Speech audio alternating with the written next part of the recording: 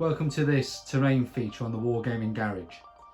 Tonight I'm going to show you the second board of Part 2's finale of Shrine World. As you can see, the remaining holy buildings of the Shrine World are burning due to Slanesh's rage, caused by his servants failing in part 1. So let's have a look at the board together. I'm right at the back of the garage. Here we are. I'll put the light back on so you can see a bit better. And as you can see, here is the board. The idea of this battle is that the Daughters of Charity have already been on the Arid Lands in part 1 and are now returning with the Faith Switch, and they're going to be heading in this direction over here, through and then to the back of the board where the broken basilica is. So what I wanted to represent was them entering the remains, the ruins of this shrine capital. Now you will notice that the scenery has evolved over time. This is made by Tony. I consider him a friend of mine. He's a decent chap, and he's made the terrain, the Gothic buildings, some of which you can't buy anymore.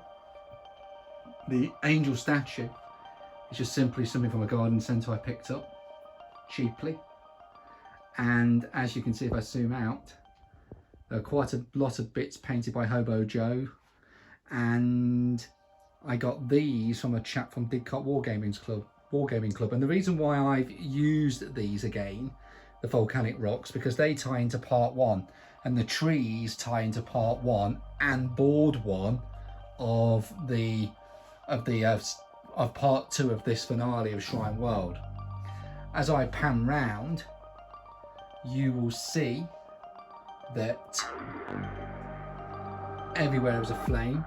I would imagine that the eruptions that caused so much murder and damage to the Daughters of Charity again have caused the same horrific damage to the buildings here.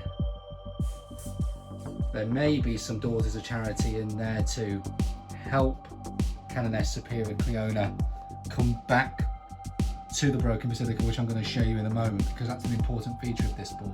But as you can see, this is the board itself. It's looking really, really good. Excited to play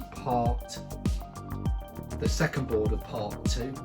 These here are just wedding lights that I've just blue tacked on to add a bit of illumination. I know they look a bit silly, but for photograph reasons, you can hide them, so it works okay. And then I'm going to come round here and finally show you